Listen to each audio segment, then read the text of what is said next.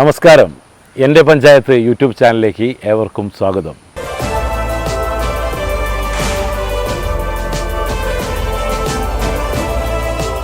കോഴിക്കോട് ജില്ലയിലെ കൂരാച്ചുണ്ട് ഗ്രാമപഞ്ചായത്തിലെ വളരെ പ്രകൃതി മനോഹരമായ തോണിക്കടവ് പ്രദേശമാണ് ഇത്.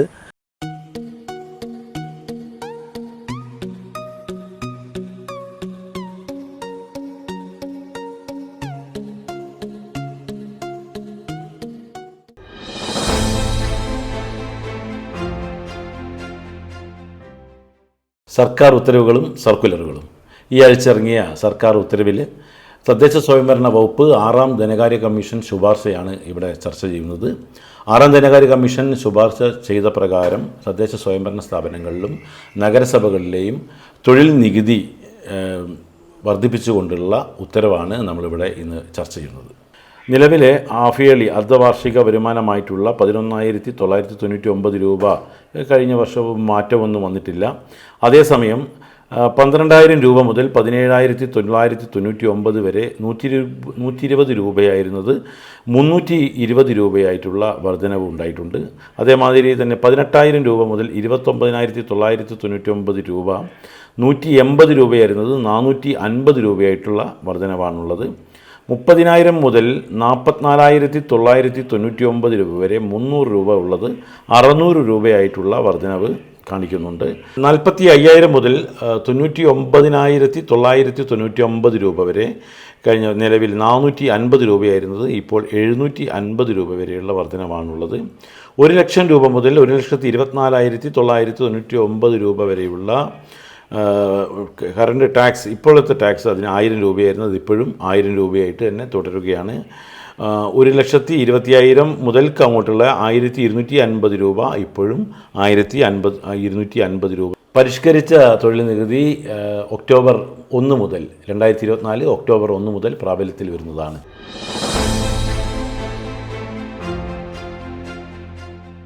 എൻ്റെ വാർഡ് എൻ്റെ നാട് ഇത്തവണ കണ്ണൂർ ജില്ലയിലെ ചെങ്ങളായി ഗ്രാമപഞ്ചായത്തിലെ പരുപ്പായി 10ാം വാർഡ് പരുപ്പായിലെ ഗ്രാമപഞ്ചായത്ത് മെമ്പറും തൊഴിലുറപ്പ് തൊഴിലാളികൾക്കും അത്യപൂർവങ്ങളിൽ അപൂർവമായ ചില കാഴ്ചകൾ കാണാൻ സാധിച്ചു. അത് എന്താണെന്ന് നമുക്ക് നോക്കാം.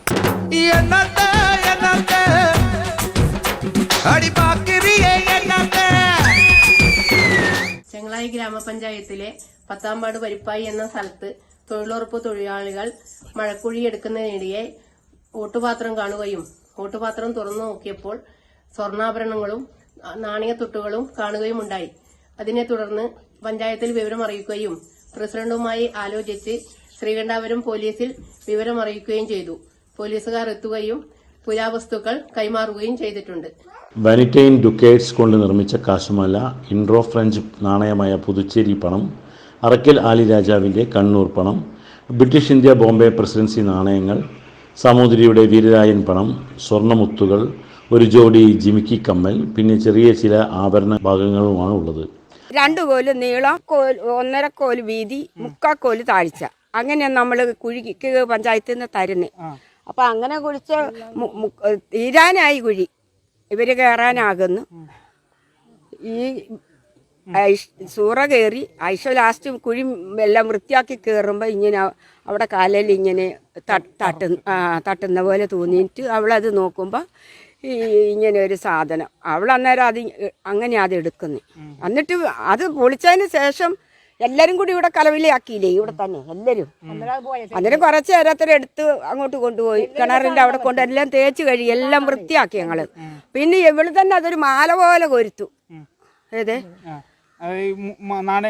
മുത്തുകളും എല്ലാം അത് കോർക്കാം അത് കോർത്തെടുക്കാം. അങ്ങനെ കോർത്ത് പിന്നെ അതെല്ലാം വൃത്തിയാക്കി നമ്മളത് അവിടെ അവരെ ഏർപ്പെടുത്തി. അത്രയാണ് അതിന്റെ കാര്യം.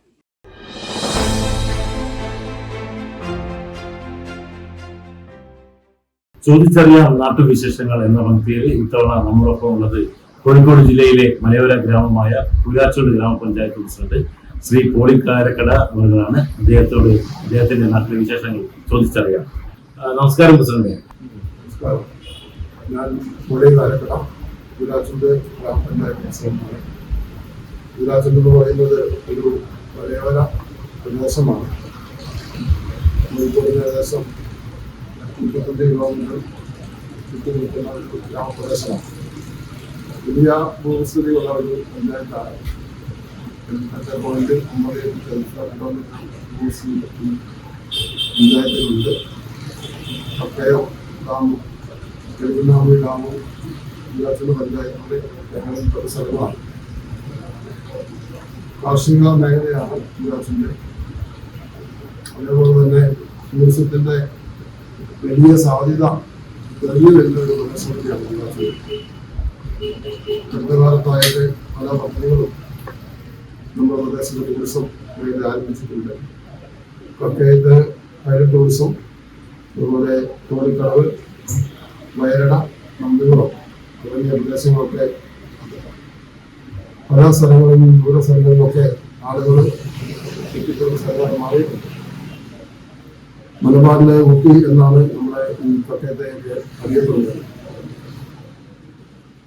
ഓക്കെ പ്രസിഡന്റ്, അപ്പോൾ ഞാൻ ചോദിക്കുകയാണെങ്കിൽ നമ്മളെ പദ്ധതിയായിട്ട് പറയുകയാണ്, ഇപ്പോൾ ഗ്രാമസഭകളുടെ സമയമാണല്ലോ. അപ്പം പദ്ധതി 2024-25 വാർഷിക പദ്ധതിയിലെ ഗ്രാമസഭകൾ അതിൻ്റെ പ്രവൃത്തികളൊക്കെ എവിടെ എത്തിയെന്ന് അറിയാൻ വേണ്ടിയിട്ടാണ് ചോദിച്ചത്. ഈ വാർഷിക പദ്ധതിയിൽ വലിയ പ്രതിസന്ധി പഞ്ചായത്തുകൾ നേരിടുന്നുണ്ട്. കഴിഞ്ഞ വർഷം ബഡ്ജറ്റിൽ അനുവദിച്ച തുക പഞ്ചായത്തുകൾക്ക് ലഭ്യമായിട്ടില്ല പൂർണ്ണമായിട്ടും. അപ്പോൾ അത് ഈ വർഷത്തെ പദ്ധതിയെ വലിയ തോതിലാണ് ബാധിച്ചിരിക്കുന്നത്. പ്രധാനമായിട്ടും റോഡ് മെയിൻ്റനൻസ് ഗ്രാൻഡാണ് ഈ പഞ്ചായത്തുകൾക്ക് ലഭിക്കാതെ പോയൊരു ഫണ്ട്. ഏറ്റവും പഞ്ചായത്തിനെ സംബന്ധിച്ച് ഏറ്റവും പ്രധാന ഘടകവും റോഡ് ഫണ്ടുകളാണ്. ആളുകൾ ഏറ്റവും കൂടുതൽ ആവശ്യപ്പെടുന്നത് അത് തന്നെയാണ്. അത് വലിയൊരു പ്രതിസന്ധി ഈ 2024-25 വർഷത്തിലേക്ക് എല്ലാ തദ്ദേശ സ്ഥാപനങ്ങളും നേരിടുന്നുണ്ട് എന്നുള്ളതാണ് യാഥാർത്ഥ്യം. കേരളത്തിലെ ഗവൺമെൻറ് അകപ്പെട്ട സാമ്പത്തിക പ്രതിസന്ധിയുടെ ഏറ്റവും ബുദ്ധിമുട്ട് അനുഭവപ്പെടുന്നത് തദ്ദേശ സ്ഥാപനങ്ങളിലാണ്. ഈ ടൂറിസത്തിൽ നമ്മൾ പറഞ്ഞല്ലോ പ്രസിഡന്റ്, ടൂറിസത്തിന് ഒരുപാട് സാധ്യതകളുള്ള, അതുപോലെ നിലവിലെ ഒരുപാട് ടൂറിസ്റ്റുകൾ ഇവിടെ വയനാട് ആയാലും നമ്മുടെ തോണിക്കടവിലൊക്കെ തന്നെ എത്തുന്നുണ്ട്, ജില്ലയിലെ പുറത്തുനിന്നും അടക്കം. അപ്പം നമ്മൾ ഈ പദ്ധതിയിലൊക്കെ എന്തെങ്കിലും പുതിയ വാർഷിക പദ്ധതിയിൽ ഉൾപ്പെടുത്തി ചെയ്തിട്ടുണ്ടോ? ഇപ്പം പ്രധാനമായും ഈ ടൂറിസം മേഖല നമ്മൾ അഭിമുഖീകരിക്കുന്ന വിഷയം ഈ മാലിന്യ ബന്ധപ്പെട്ട കാര്യങ്ങളാണ്. പുതുതായിട്ട് രൂപപ്പെട്ട ആളുകൾ നമ്മൾ പ്രതീക്ഷിക്കുന്നതിലപ്പുറം ആളുകളാണ് ഈ പ്രദേശത്ത് കരിയാത്തുംപാറ തോണിക്കടവൊക്കെ ദിനംപ്രതി എത്തിക്കൊണ്ടിരിക്കുന്നത്. അപ്പോൾ അതിൻ്റെ അടിസ്ഥാന സൗകര്യങ്ങളുടെ വിഷയങ്ങളുണ്ട്. എന്നാലും നമ്മൾ പരിമിതികൾക്കുള്ളിൽ നിന്നുകൊണ്ടുള്ള കാര്യങ്ങളൊക്കെ ചെയ്തു പോരുന്നുണ്ട്. ഗവൺമെന്റ് സഹായങ്ങൾ, കേന്ദ്ര സംസ്ഥാന ഗവൺമെന്റ് സഹായം, MLA MP-യുടെ ഒക്കെ സഹായം, MP-യുടെ ഇടപെടലാണ് ഈ പദ്ധതിയുടെ ടൂറിസം മേഖലയിലേക്ക് കൂടുതൽ കാര്യങ്ങൾ നടത്താൻ സാധിച്ചത്. ഒരു 10 വർഷം കൊണ്ട് ഒത്തിരി കാര്യങ്ങൾ ഈ പ്രദേശങ്ങളുണ്ടെങ്കിൽ പോലും ഇതിനകത്ത് ടൂറിസം മേഖലയാണെന്നുള്ളൊരു സാധ്യത കഴിഞ്ഞു വന്നിട്ടില്ലായിരുന്നു. ഒരു 10 വർഷം കൊണ്ട് വന്നത് 10 വർഷം കൊണ്ട് ഇത് എന്ന് പറയുന്ന ഗ്രാമം കോഴിക്കോട് ജില്ലയിലെ ഏറ്റവും പ്രധാനപ്പെട്ട ഒരു ടൂറിസ്റ്റ് കേന്ദ്രമായി തന്നെ മാറും. ഇന്നത്തെ സ്ഥലങ്ങൾ പ്രകൃതിയുടെ വിഭവങ്ങളുള്ള സ്ഥലങ്ങളാണ്. കുരിയാച്ചോടിലെ മിക്ക മലമടക്കുകളൊക്കെ വയനാടായാലും നന്ദികളായാലും ഒക്കെ തന്നെ ഇവിടെയൊക്കെ നന്ദികളൊക്കെ DTPCയുടെ പുരട്ടുണ്ട്, വയനാടുണ്ട്, അതുപോലെ കോഴിക്കോടുകളുണ്ട്. ഈ വർഷത്തെ ബജറ്റില് MLA 2 കോടി രൂപ വകയിരുത്തി അത് വരുന്നതോടുകൂടി കുരിയാച്ചോടിന്റെ പ്രോത്സാഹനമാകും. അതോടൊപ്പം തന്നെ നമുക്കറിയാം മനോഹര ഹൈവേ കുരിയാച്ചോടിൽ കൂടിയാണ് കടന്നു പോകുന്നത്. ആ ഹൈവേ യാഥാർത്ഥ്യമാകുന്നതോടുകൂടി കുരിയാച്ചോടിന്റെ ഒരു പ്രധാനപ്പെട്ട മേഖലയായി അറിയപ്പെടുന്ന സാധ്യത കൂടിയാണ്. ജനങ്ങളുടെ ഒരു സാധ്യത ഈ പ്രതിരോധ സാധ്യത വർദ്ധിക്കുന്ന. അതുപോലെ പ്രസിഡന്റ് ആയ ശേഷമുള്ള നമ്മുടെ ജീവിത സാഹചര്യത്തിൽ ഒരുപാട് സമയക്രമങ്ങളൊക്കെ തന്നെ വലിയ മാറ്റങ്ങൾ വന്നോ? നമ്മളെ അതിനായി സ്വാഭാവികമാണ്. നമ്മൾ ഓരോരോ മാറിക്കഴിയുമ്പോൾ അതിൻ്റെതായ മാറ്റങ്ങൾ ജീവിതത്തിൽ വരാം. നമ്മൾ ഉൾക്കൊണ്ട് മുമ്പോട്ട് പോകണമെന്ന് മാത്രമേ ഉള്ളൂ. എങ്ങനെ കുടുംബ വിശേഷങ്ങൾ എന്തൊക്കെയാണ്? കുടുംബം ഭാര്യയും ഒരു മകനുമാണ്.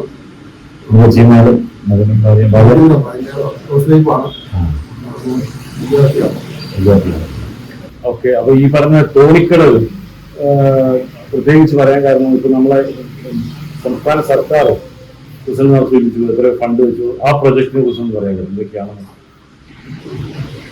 തോണിക്കടവില് ഒത്തിരി സാധ്യതയുള്ള ഒരു ടൂറിസം ബിസിനസ്സാണ്.